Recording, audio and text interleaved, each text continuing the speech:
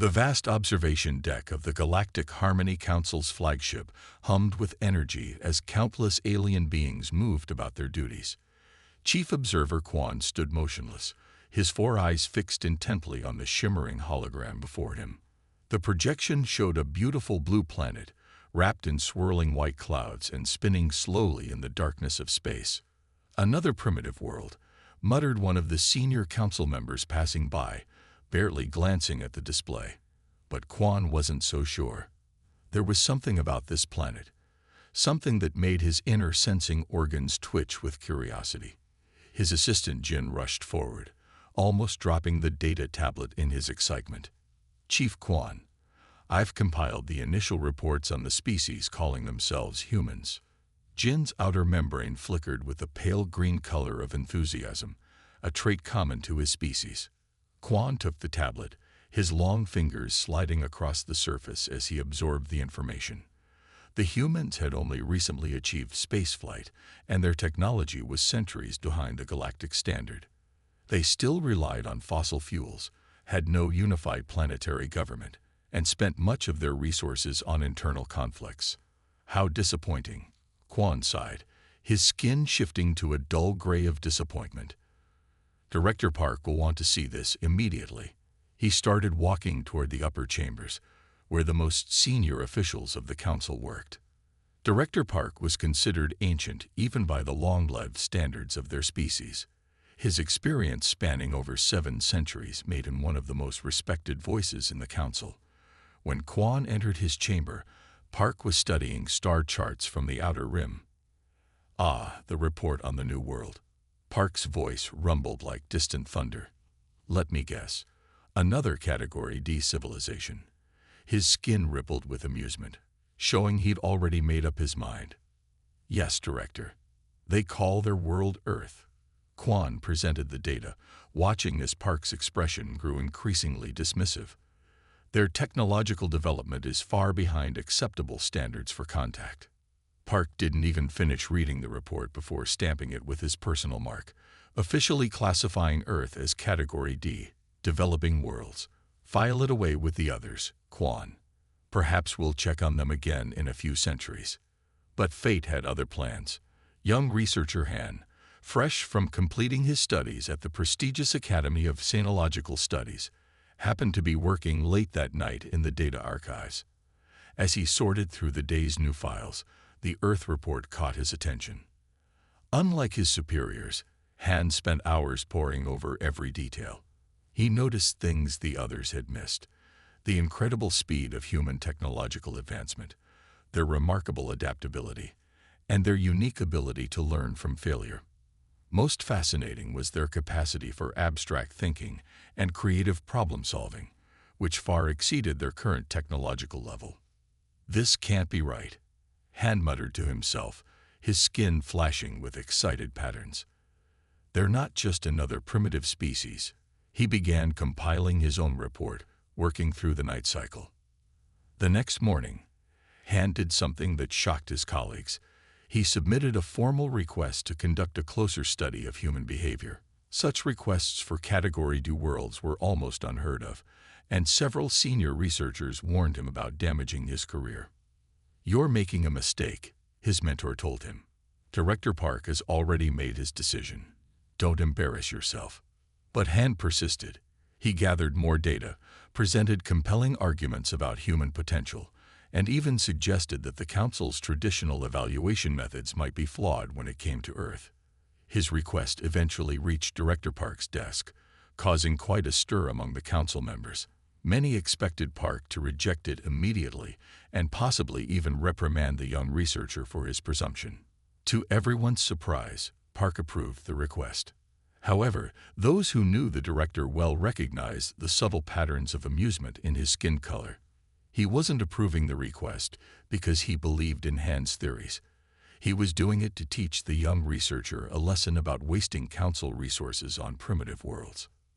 "Let him go," Park told Quan during their daily meeting. "Sometimes the young ones need to learn through failure. When he returns disappointed, it will make him a better observer." What no one in the council realized was that this decision would change not just Han's life, but the entire galaxy's future.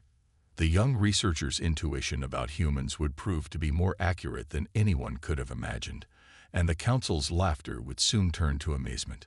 As Han's ship prepared for departure, he took one last look at the holographic image of Earth. The blue planet spun silently in the projection, its secrets still waiting to be discovered. Little did the Council know that this seemingly insignificant world would soon force them to reconsider everything they thought they knew about developing civilizations. Director Park watched the ship depart from his private observation deck, his skin showing the faintest hint of curiosity despite his skepticism. Perhaps somewhere deep in his ancient mind, he wondered if there was the slightest chance that the young researcher might find something unexpected on that distant blue world. Han stepped off the transport ship, feeling both excited and nervous. His disguise was perfect. The Council's advanced technology had given him the appearance of a young Korean student. He carried a backpack filled with basic Earth items and held admission papers to Seoul National University in his slightly trembling hands. The busy streets of Seoul overwhelmed his senses. Everywhere he looked, humans rushed about their daily lives, completely unaware of the alien observer in their midst. The noise, the smells, the constant movement. It was nothing like the carefully ordered worlds he knew. His first surprise came during the morning rush hour. Humans packed themselves into metal containers they called subway cars, standing pressed against each other in conditions that would cause panic attacks in most known species. Yet they did this every day, reading their devices or dozing off as if it were perfectly normal. Fascinating, Han whispered to himself, recording everything with his hidden sensors. The human's ability to adapt to uncomfortable situations went far beyond anything the Council had documented in other species. During his first week at the university, Han observed students studying for long hours, pushing through exhaustion with nothing but caffeine and determination. In his species, such behavior would be considered dangerous and irrational. But humans seemed to thrive on pushing their limits. The weather turned cold, yet construction workers continued building, their bodies fighting against freezing temperatures. Street vendors stood for hours, serving food in conditions that would have most Council species calling for emergency evacuation. Han's reports to the Council grew longer and more detailed each day. Then came the event that would change everything. Han was walking back to his apartment when he heard sirens. Following the sound, he came upon a terrible scene. A residential building was engulfed in flames. The heat was so intense that Han had to step back, his alien biology struggling even at this distance. But the humans moved forward. Firefighters rushed into the building wearing protective gear that Han's sensors indicated was barely adequate for the conditions. He watched in disbelief as they emerged carrying elderly residents and children, only to turn around and go back in for more. This defies all logical behavior patterns, Han transmitted to the Council. They are risking certain death to save complete strangers. No other species we studied would consider such actions rational. One firefighter collapsed from smoke inhalation. His companions immediately provided medical care, but Han noticed something extraordinary. The moment the firefighter regained consciousness, he tried to go back into the building. His colleagues had to physically restrain him. That night, Han couldn't sleep. He kept reviewing the footage of the fire.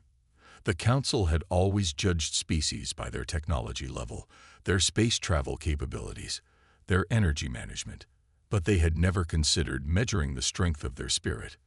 Over the next few days, Han discovered more examples of this peculiar human trait. A convenience store owner giving free food to hungry students, bus drivers waiting extra minutes for running passengers, hospital staff working double shifts during emergencies, small acts of kindness and sacrifice that added up to something remarkable. He began visiting hospitals, amazed by the dedication of medical staff who worked long hours saving lives. He observed teachers staying late to help struggling students, police officers running into dangerous situations to protect citizens, and countless small acts of everyday heroism that the Council had never considered important. His reports became more passionate, almost poetic. These humans, he wrote, have something we've never seen before. They have a capacity for empathy that extends beyond their immediate group. They don't just survive. They actively work to help others survive. The Council's responses grew increasingly skeptical. They suggested his prolonged exposure to Earth might be affecting his judgment. But Han knew what he was seeing was real and important. 1 month into his mission, he witnessed a group of humans rescue a trapped dog from a drainage pipe. They spent hours digging, getting cold and muddy, just to save an animal that wasn't even their own pet. When the dog was finally freed, the humans celebrated as if they'd achieved something momentous. Their strength isn't in their technology, Han reported that evening. It's in their hearts. They feel a connection not just to their own kind, but to all living things. They help each other not because they have to, but because they believe they should. The Council dismissed his observations as emotional and unscientific. But Han continued his research, filling database after database with examples of human courage, kindness, and resilience. He knew that someday, the Council would have to acknowledge what he was seeing. As he walked through the city streets each day, Han found himself developing a deep respect for these supposedly primitive beings. They worked harder, cared more, and showed more courage than any species he had ever studied. Their technology might be basic, but their spirit was anything but primitive. Perhaps, he wrote in one of his reports, we have been measuring civilization by the wrong standards all along. Perhaps true advancement isn't about technology at all. Perhaps it's about how much you're willing to sacrifice for others. The warning came from Earth's solar monitoring stations first. A massive solar flare, larger than any recorded in human history, was heading straight for the planet.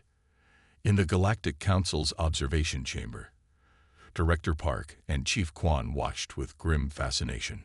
Now we'll see how primitive they truly are, Park said, his skin flickering with anticipation. The Council's models predicted complete chaos, power grids failing, communications breaking down, and widespread panic among the human population. Emergency Response Coordinator Lee was having breakfast when her phone buzzed with the alert. She didn't even finish her coffee before rushing to the command center in Seoul. The Situation Room was already buzzing with activity as officials from various departments gathered around large screens showing the approaching storm. We have approximately 6 hours, Lee announced, her voice steady despite the gravity of the situation. Contact every power station in the country. We need to implement the surge protocols immediately. High above Earth, Han watched in amazement as humans began responding to the crisis. Instead of panic, he saw organization. Instead of chaos, he witnessed coordination. His sensors picked up a surge in communications between countries that normally barely spoke to each other. This is extraordinary, he transmitted to the Council. They're working together, sharing resources and information across political boundaries. In the Council chamber, Director Park and Chief Quan exchanged confused looks as they monitored the situation. According to their models, Earth's primitive power grid should have been collapsing. Instead, they watched as humans systematically protected their infrastructure. Lee's team worked with incredible efficiency. They directed the evacuation of vulnerable populations to specially prepared shelters. Hospitals switched to backup power systems. Power companies adjusted their grids to minimize damage from the incoming electromagnetic pulse. Look at this, Chief Quan said, pointing to his display.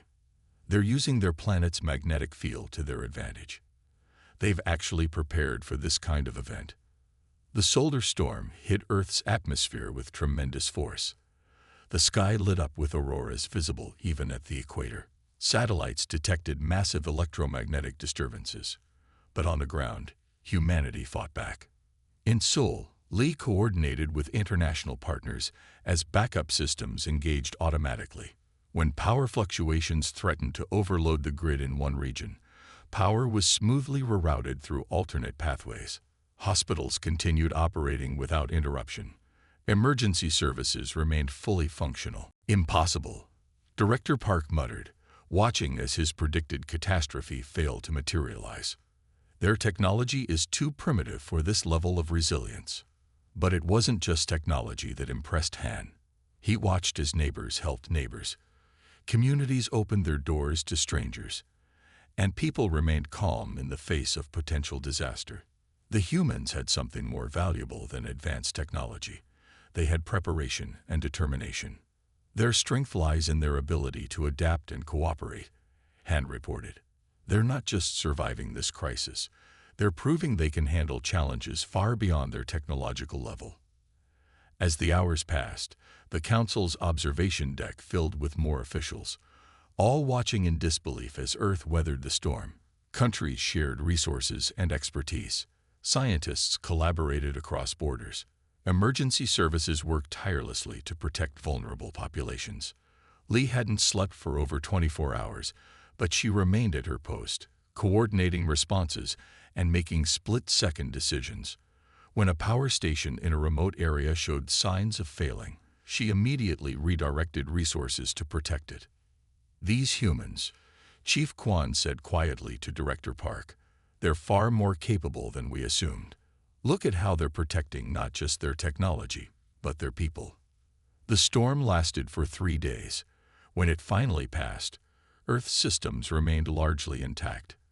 There had been damage, certainly, but nothing like the catastrophic collapse the Council had predicted.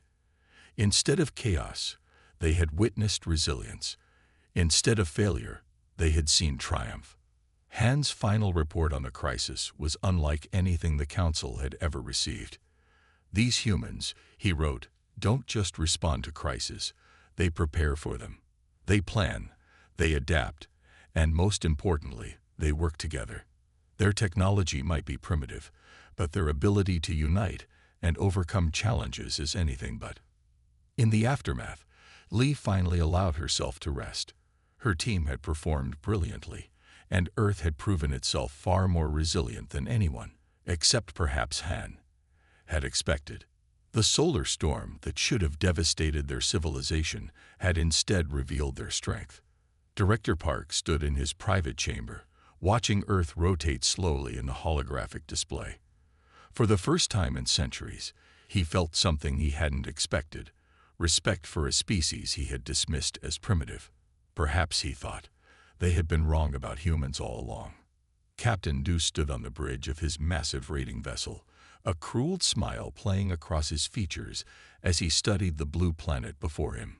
His ship, the Shadow Blade, was the most feared pirate vessel in 3 galaxies. Dozens of developing worlds had fallen to his fleet, their resources stripped, their people enslaved.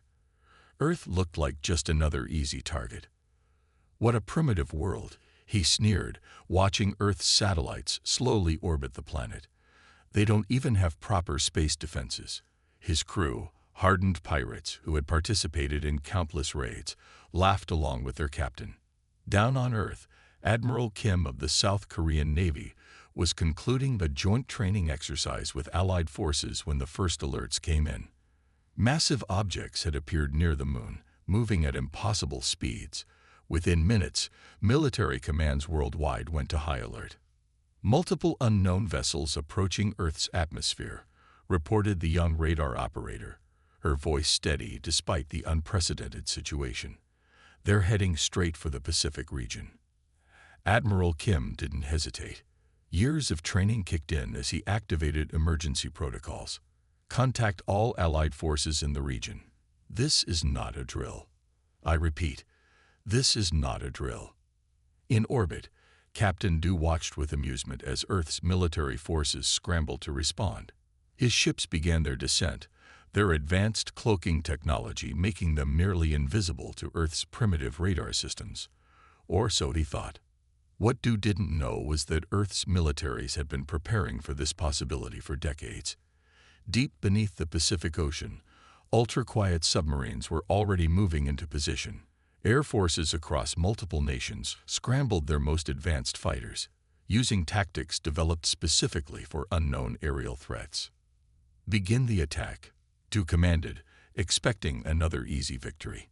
His ships launched their first wave of fighters, targeting military installations across the Pacific region. That's when things started going wrong. Instead of panic and chaos, the pirates encountered coordinated resistance. Human submarines, running on advanced quiet technology, fired missiles from positions the pirates' sensors hadn't detected. Fighter pilots from multiple nations executed maneuvers that the pirates' combat computers couldn't predict. Impossible. Du shouted as reports of losses began flooding in. Their technology is centuries behind ours. How are they doing this? Admiral Kim stood in the command center, directing forces with calm efficiency. The Allied forces moved like a single unit, years of joint exercises paying off in this crucial moment. When the pirates tried to jam communications, Earth's forces switched to backup systems smoothly. They're using tactics we've never seen, one of Du's officers reported, his voice shaking. Their fighters are flying in patterns that make no sense, but they're effective. We've lost 30% of our attack force. The pirates' advanced shields struggled against weapons that should have been ineffective. Human forces had adapted quickly, finding weaknesses in the alien technology through rapid trial and error. When one approach failed, they immediately tried another. Han, still observing from his post in Seoul, transmitted urgent reports to the Council. The humans are demonstrating unprecedented tactical innovation. They're learning and adapting to alien technology in real time. Du's frustration turned to anger as more of his ships reported heavy damage. His raiders had never encountered a species that fought like this. The humans seemed to have no fear, executing dangerous maneuvers that put their own lives at risk to achieve their objectives. Their submarines are everywhere and nowhere, another officer reported. We can't track them. They're using the ocean itself against us. Admiral Kim watched as the battle turned in Earth's favor. Human pilots had quickly learned to exploit weaknesses in the pirates' shield systems. Submarines launched coordinated attacks from multiple directions, confusing the aliens' targeting systems. They're retreating. The announcement echoed through command centers across Earth as the pirate fleet began pulling back. Captain Du could hardly believe it. For the first time in centuries, his raiders had been defeated by a species that hadn't even achieved proper spaceflight. This is impossible, Du muttered as his damaged fleet limped away from Earth. They were supposed to be primitive, easy prey. His reputation, built over centuries of successful raids, had been shattered in just a few days. Back on Earth, Admiral Kim allowed himself a small smile as the last alien ship disappeared from their sensors. The human forces had suffered losses, but they had protected their world. More importantly, they had shown that humanity was far from defenseless. Han's final report on the battle was full of admiration. These humans have something that technology can't match: adaptability, courage, and an unconquerable spirit. The pirates never stood a chance because they didn't understand what they were really fighting. In the council chambers, Director Park and Chief Kwan watched the battle recordings in stunned silence. The species they had dismissed as primitive had just defeated one of the most notorious pirate fleets in the galaxy. Perhaps they realized it was time to seriously reconsider their assessment of Earth. Admiral Kim stood at the window of his command center, watching the sun set over the Pacific. The battle was over, but he knew this was just the beginning. Humanity had faced its first alien threat and emerged victorious. They would be ready for whatever came next. In the depths of space, Captain Du's defeated fleet limped home, carrying with them a warning that would spread quickly through the galaxy. Earth was not to be underestimated. The humans might be technologically behind, but they were far from primitive. They were, perhaps, the most dangerous species anyone had encountered in centuries. The Grand Chamber of the Galactic Council hummed with nervous energy as thousands of representatives from across the galaxy gathered for an emergency session. Director Park stood at the central podium, his usually calm demeanor showing signs of agitation. The massive screens behind him displayed images of Earth, a planet that had just shattered centuries of established galactic wisdom. "We were wrong," Park began, his words causing a ripple of murmurs through the assembly. "Our assessment of Earth and its inhabitants was fundamentally flawed. The admission from such a respected figure sent shockwaves through the chamber. Han sat in the observers section, his research data spread before him. After months on Earth, he had returned to find himself suddenly transformed from a criticized junior researcher to the Council's leading expert on human behavior. The defeat of Captain Du's pirate fleet had forced even the most skeptical Council members to pay attention.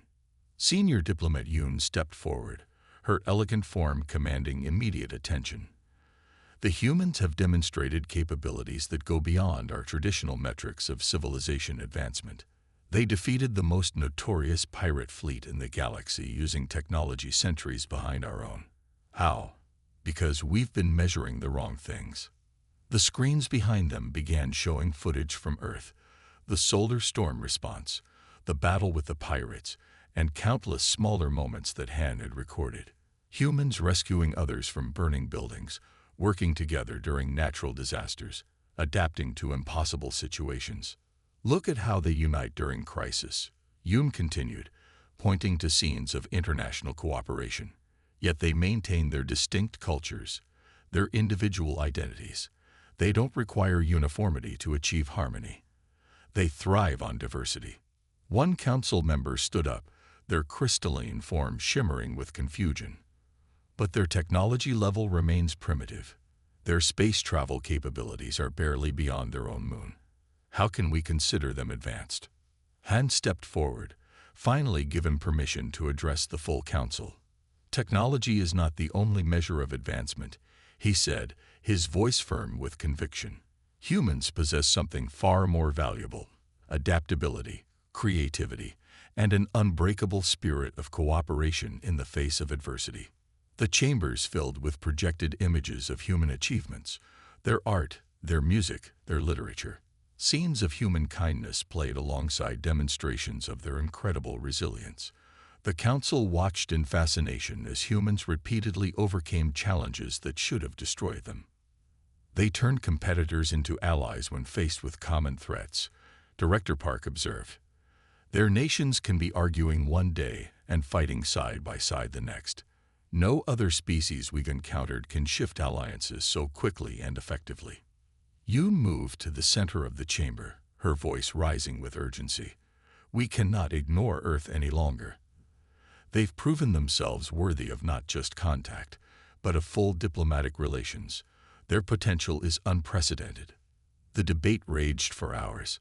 Some council members argued that humans were too unpredictable, too volatile for full diplomatic relations. Others pointed out that ignoring them might be more dangerous. They had already proven they could defeat advanced alien forces. Consider what they might achieve with access to our technology, Han argued. Not because they need it, but because of what they could teach us about using it differently. Their perspective is unique in the galaxy. Director Park called for a vote. The first time in Council history that a Category D civilization had been considered for immediate reclassification to Category A, skipping all intermediate steps. The chamber buzzed with tension as the votes were cast. The results appeared on the massive screens, overwhelming approval. Earth would be contacted, officially and openly. The humans would be welcomed into the galactic community. This is unprecedented, one ancient council member muttered. No species has ever advanced so quickly in our estimations. Han felt a surge of pride. His initial intuition about humans had been proven right. As the council began planning first contact protocols, he noticed something remarkable. They were using human diplomatic methods as a model, adapting their usual procedures to account for Earth's unique characteristics. Senior Diplomat Yoon approached him after the session. You saw what others missed, she said warmly. You recognized their potential when we were all too blind to see it. The galaxy will never be the same. Director Park stood at his private observation window, watching the holographic display of Earth rotating slowly in space. We've existed for millennia, he said to no one in particular, believing we knew everything about how civilizations develop. Then humans came along and showed us how much we had to learn. The council chambers slowly emptied as members left to prepare for the historic first contact.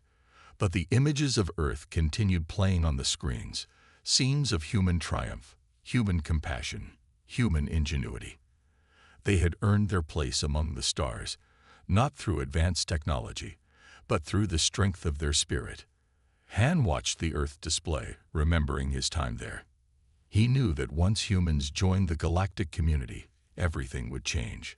They would bring their unique perspective, their incredible adaptability, and their unbreakable spirit to the stars. The galaxy would never be the same, and that, he realized, was exactly what it needed. "Welcome to the galaxy," he whispered to the image of Earth. "You're going to change everything." The massive alien ship descended through Earth's atmosphere, landing gracefully at the newly constructed Galactic Embassy in Seoul. Ambassador Choi stood at the reception platform, her diplomatic smile masking the butterflies in her stomach. The ship's doors opened, revealing a delegation of beings from 17 different worlds, all coming to learn from humanity. "Welcome to Earth," she said, bowing slightly. The aliens attempted to copy her gesture, creating an endearing moment of cross-cultural exchange.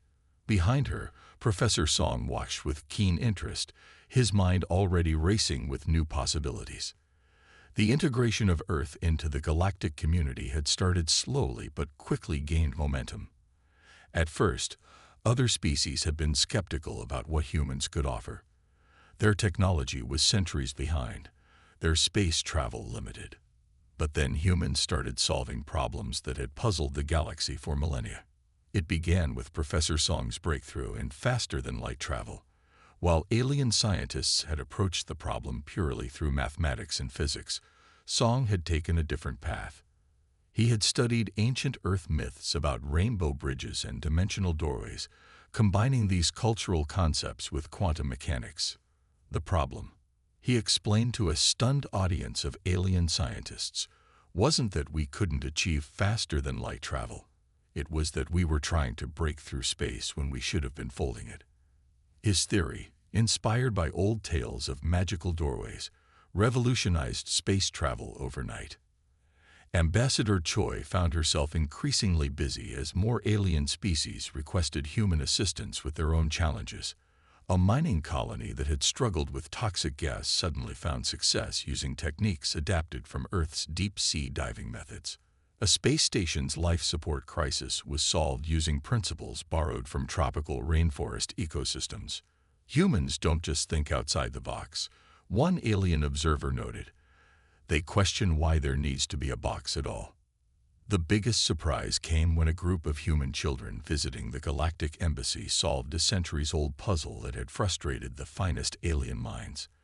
While the aliens had tried to solve it using complex calculations, the children simply turned it upside down and approached it as a game. Professor Song's laboratory became a hub of interstellar cooperation. Alien scientists worked alongside human researchers, learning not just new solutions but new ways of finding solutions. They were amazed by how humans could take ideas from completely unrelated fields and combine them in unexpected ways. "Your species tells stories," an alien scientist said to Song one day. "We thought this was primitive. Now we understand it's one of your greatest strengths. You imagine things that don't exist, and then you find ways to make them real." Ambassador Choi watched with pride as human influence spread throughout the galaxy. Earth's universities were flooded with alien students, eager to learn not just human knowledge but human creativity. Art classes became as popular as engineering courses, as other species began to understand the connection between imagination and innovation. The humans' habit of asking, "What if?" and "Why not?" transformed galactic research. Problems that had been accepted as unsolvable were suddenly being approached from new angles.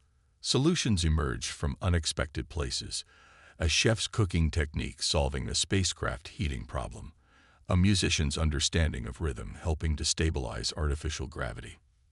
Professor Song's team made another breakthrough when they combined ancient Chinese medicine concepts with advanced alien healing technology. The resulting medical treatment methods were so effective that they were quickly adopted throughout the galaxy. Humans have taught us that progress isn't just about advancing technology, a council member admitted during a diplomatic reception. It's about advancing how we think about technology. Earth's impact on galactic culture went beyond science and technology. Human art, music, and literature began spreading to other worlds. Alien species found themselves moved by human stories, inspired by human creativity, and changed by human perspectives. Ambassador Choi received regular reports of human influences appearing throughout the galaxy. Alien architects incorporated human artistic concepts into their designs. Alien scientists began telling stories about their discoveries. Alien children played human games that taught them new ways of thinking. We thought we were joining their community, Choi remarked to Professor Song during a quiet moment. Instead, we're helping to reshape it. Song nodded, watching through his laboratory window as human and alien scientists worked together, sharing ideas and solving problems. We're teaching them to dream, he said, and they're helping us make those dreams real. The galaxy was changing, becoming more vibrant, more creative, more alive with possibilities. Human influence could be seen everywhere, in the way problems were approached, in the way solutions were found, in the way different species worked together. As Ambassador Choi prepared for another day of meetings with alien delegates, she smiled at the thought of how far they had come. Earth, once dismissed as a primitive world, had become a beacon of innovation and creativity in the galaxy. The aliens had expected to find a species in need of guidance. Instead, they found teachers who showed them new ways to view the universe. As one alien leader put it, humans didn't just join our galactic community. They helped us understand what a true community could be. And in his laboratory, Professor Song continued working, combining ideas from Earth's past with visions of the galaxy's future, proving that humanity's greatest contribution wasn't technology. It was imagination. The gleaming towers of the Galactic Innovation Academy rose against Earth's blue sky, their design blending human architecture with alien aesthetics. Director Han stood at his office window, watching as students from 1,000 worlds crossed the campus below. 10 years had passed since Earth joined the galactic community, and everything had changed. Inside the Academy's halls, classes were in session. A human teacher explained the concept of brainstorming to a group of alien students, encouraging them to share even their wildest ideas without fear of judgment. In another room, an alien professor learned from human children about the power of playing games to solve complex problems. Chief Quan, visiting Earth for the Academy's anniversary celebration, smiled as he watched a recording of his own dismissive assessment of Earth from a decade ago. His younger self had been so certain, so wrong. Now, as the Council's senior advisor, he regularly sought human perspectives on galactic challenges. "I remember when we thought they were primitive," he said to Han during their morning walk through the Academy gardens. "Now look at them, teaching the galaxy how to think differently." The Academy had become famous for its unique approach to education. Instead of just teaching facts and theories, it taught methods of thinking, ways of approaching problems, the art of seeing connections where none seemed to exist. Students learned to combine logic with imagination, science with creativity. Ambassador Choi's words had become the Academy's motto, displayed in multiple languages above the main entrance. The greatest strength isn't in never failing, but in rising every time we fall. These words had spread throughout the galaxy, changing how entire civilizations approach challenges. In the Academy's central hall, a holographic display showed Earth's journey from a dismissed Category D world to the heart of galactic innovation. Young aliens watched in amazement as they saw humans defeat the pirate fleet with inferior technology, survive the solar storm through cooperation, and transform galactic society through creativity. "They're still doing it," Han told Quan as they watched a group of human and alien students working together on a new project. "Still surprising us, still finding new ways to solve old problems." The impact of human thinking had spread far beyond the Academy. Across the galaxy, societies that had stagnated for millennia were experiencing Renaissance periods. Art, music, and literature flourished alongside technological innovation. Problems that had seemed impossible were being solved by combining different perspectives and approaches. A visiting alien diplomat observed a class where human children taught alien students how to tell stories. "We never understood the value of imagination," the diplomat said to Han. "We thought progress came only from logic and calculation. Humans showed us that dreams have power too." Chief Quan attended a council session held on Earth, something that would have been unthinkable a decade ago. The council chambers, once a place of rigid protocol, now buzzed with energy as representatives from different worlds shared ideas and stories. "Look how far we've come," Ambassador Choi said during her address to the council. "Not because we were stronger or more advanced, but because we dared to think differently, to question everything, to imagine better possibilities." The Academy had become known for solving problems that other institutions couldn't handle. When a crisis arose somewhere in the galaxy, the call would go out, "Send it to Earth." Not because Earth had the most advanced technology, but because it had the most innovative thinkers. Han watched as another day at the Academy drew to a close. Students from across the galaxy walked together, sharing ideas and dreams. Some carried ancient Earth books alongside advanced alien devices. Others practiced human games that taught them new ways of thinking. "We didn't just join the galaxy," he said to Quan. "We helped it grow. We showed them that progress isn't just about technology. It's about having the courage to imagine something better." The sun set over the Academy, casting long shadows across its grounds. In labs and classrooms, humans and aliens continued working together, sharing knowledge, solving problems, dreaming up new possibilities. The species that had once been laughed at had indeed become the galaxy's greatest teachers. And somewhere in the vast reaches of space, new worlds were being discovered, new challenges were arising, and new solutions were being found, all influenced by the unique way of thinking that Earth had brought to the stars. The galaxy had learned to laugh with humans now, not at them. And that laughter echoed through the cosmos like music, a song of unity, creativity, and endless possibility.